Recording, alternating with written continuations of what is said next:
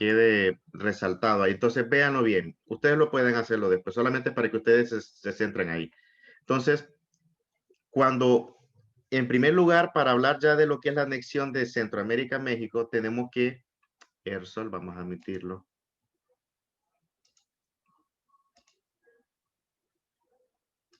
Permítame, voy a anotar este cipote. Vamos a ver, Ersol. Ahí está. Para hablar de la anexión de Centroamérica a México, tenemos que hablar de lo que es este acontecimiento que pasó. Y que pues aquí es donde se termina de encadenar lo que era esa conexión que había. Y es que en 1821, específicamente el 19 de octubre, vean cuánto tiempo la independencia de España, de centroamericana de España, había sido el 15 de septiembre de 1821. Y en octubre, saquemos la cuenta, del 15 de septiembre, de casi un mes. O sea, ni un mes tenía Centroamérica de supuestamente, entre comillas, estar independiente. Pero bien, entonces en octubre viene Iturbide y le envía una invitación formal a las autoridades de Guatemala para que supuestamente pues accedieran a que Centroamérica formara parte del Imperio Mexicano. Pero lo irónico de esto es que con esa invitación hubo un ejército y ese ejército llegó a las puertas de Guatemala. Entonces, en esencia fue más que todo una presión, obviamente, porque al tener pues un cuerpo armado, obviamente que eso va a generar de que se intimide y que se acelere lo que era el proceso. Entonces, sin embargo, las autoridades de Guatemala entonces convocan a votación de los ayuntamientos y aquí es donde se da el problema. Aquí es donde se da el problema y es el hecho que no se socializa con todas las provincias. El Salvador fue uno de los estados que no estuvo de acuerdo con eso. Él no estuvo de acuerdo porque en esencia manifestaba de que era una decisión que tenía que socializarse más tiempo y que no tenía que tomarse a la ligera. Entonces, esa fue una de las cosas que también comenzó a generar ese resentimiento hacia lo que era la clase criolla de Guatemala, porque ellos a veces tomaban decisiones y las tomaban como si es que Guatemala solamente era el único país sin tomar en cuenta la opinión de los otros estados, lo que era El Salvador, Honduras, Nicaragua, Costa Rica.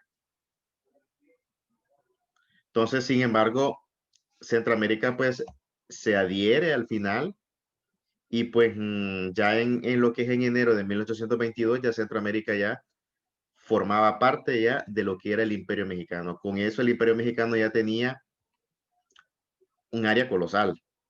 Aquí tenemos una imagen sumando lo que es Centroamérica junto con ya la proporción territorial que ya tenía México. Sin embargo, esto fue fugaz, esto no duró mucho. Aquí teníamos el escudo y la bandera, y aquí teníamos a Agustín de Iturbide, y aquí vamos a ver ya lo que es el primer periodo de la federación. Entonces, ¿cuándo comienza el primer periodo? El primer periodo comienza exactamente cuando surge lo que es el nuevo Estado centroamericano como un solo Estado. Y surge producto de que nos habíamos separado de México. Recordemos de que así como había surgido Iturbide, de tan fugaz, era obvio de que era cuestión de tiempo que también cayera. Y él pues era un gobierno débil, no tenía un consenso total en México y por consiguiente esa debilidad hizo que fuera fracturándose su gobierno al terminar pues cayendo lo que era su gobierno. Ahora, este fue el escenario entonces para que Centroamérica se hiciese a un lado y se separase de México. Y fue así entonces que el 1 de julio de 1823, el Congreso General de las Provincias Centroamericanas decreta ya lo que es una independencia absoluta de Centroamérica, tanto de México y también volvió a replicar de España también. Aquí, obviamente, pues que había habido un consenso y aparte de eso, el Congreso decreta la creación de un nuevo estado y este estado le vamos a llamar Provincias Unidas de Centroamérica. Aparte de la creación de lo que es ese nuevo estado, También lo que es la asamblea decreta la creación de su, aquí lo tengo, de su escudo y lo que es su bandera nacional. Y aparte de la creación de lo que es su escudo y lo que era su bandera nacional, decreta también lo que es ese mismo día la asamblea, lo que es el primer gobierno que iba a estar al frente de este estado. Que este gobierno pues nombran a una junta de gobierno de tres personajes, o sea, tres. Es por el hecho de que es una junta de gobierno de tres personajes, por eso es que se le conoce como triunvirato, o sea, por tres. Entonces, este se convierte prácticamente pues en el primer gobierno del nuevo Estado centroamericano. Y las personas que conformaron este triunvirato pues fueron, pues aquí las tenemos, Juan Vicente Villacorta, Pedro Molina Mazariegos y Manuel José Arce. Entonces, el objetivo del triunvirato era limpiar el camino para que cuando llegase ya el presidente ya elegido por medios electorales, tuviese pues las condiciones idóneas para que pues comenzase su mandato. Pues bien, el detalle es que este triunvirato tuvo una duración fugaz, jóvenes. Fue fugaz. La razón más que todo era porque había una presión por parte de los estados en el hecho que el primer triunvirato no representaba lo que era, no representaba toda Centroamérica como tal, pues. No representaba toda Centroamérica. Entonces, producto de eso, comenzaron las provincias, se comenzó a darse diferencias. La, ya me apareció el aviso ya. Ya me apareció el aviso del. Siempre con el mismo enlace se conectan.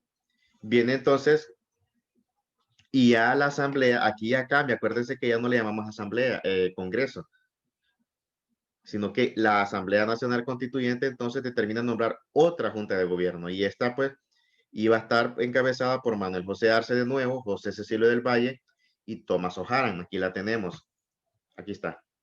Este fue el segundo triunvirato. Este segundo triunvirato, jóvenes, se caracterizó porque tuvo notables avances en sus proyectos y en sus propuestas, pero era obvio quién estaba detrás de esas propuestas, pues teníamos a Valle. Valle era un intelectual de primera, un estadista de primera, una persona con una visión eh, muy, muy a largo plazo y tenía mejor perspectiva de las cosas que los demás. Era por el hecho que era un hombre ilustrado. Ilustrado es en el sentido de que era un hombre educado, tenía una formación intelectual y académica amplia. Entonces, una de las primeras medidas que comienza a hacer esta junta de gobierno fue pues abolir la esclavitud, ¿no? Que se abuela, eso era una atrocidad. En la parte pues educativa, combatir lo que era el analfabetismo y en la parte económica pues potenciar y promover el cultivo del tabaco y a su vez también ordenar la economía mediante controles y fiscalizaciones. El hecho de que el Estado comenzase a involucrarse en la economía genera la incomodidad de lo que fue un sector pudiente que se le conoció como el clan de los Aycinenas.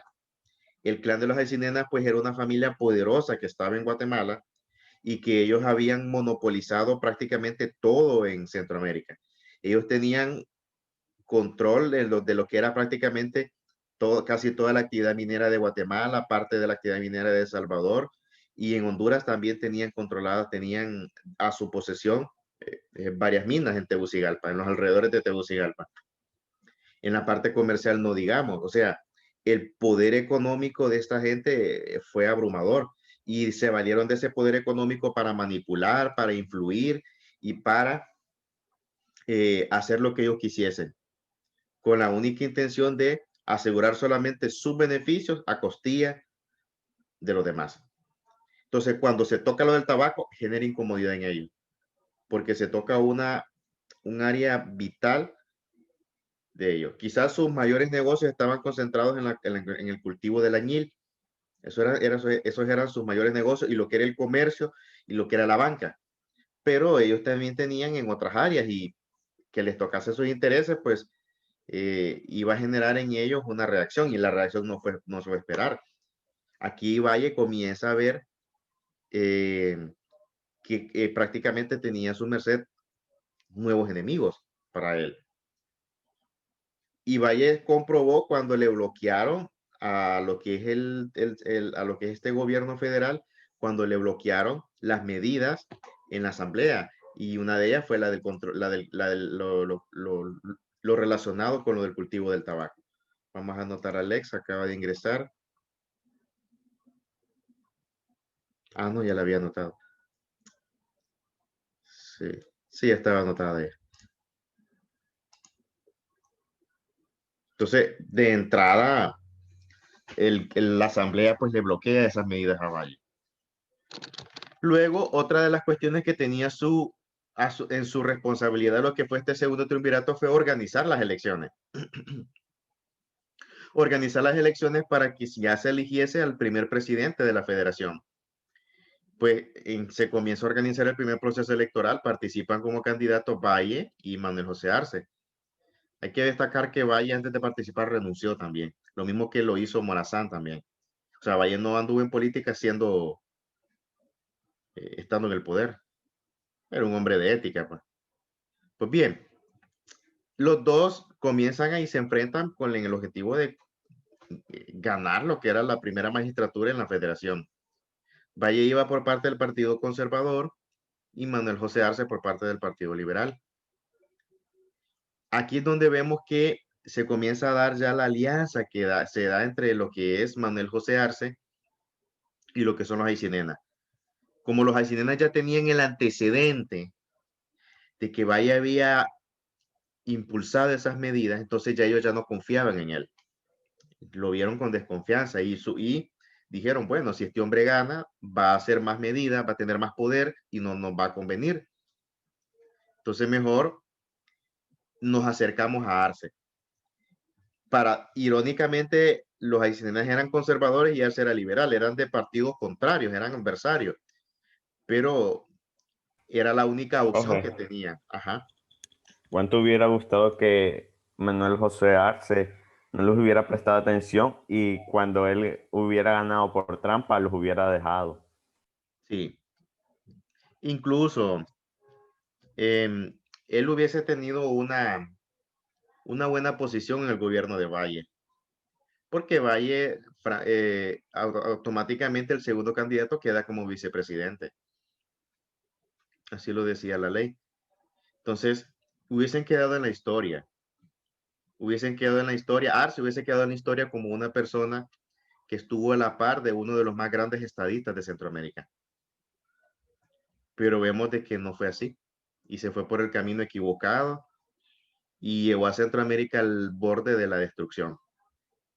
O sea, la dictadura de Arce, pues, fue prácticamente la herida de muerte que generó la hemorragia para que terminara de, de baratarse la federación.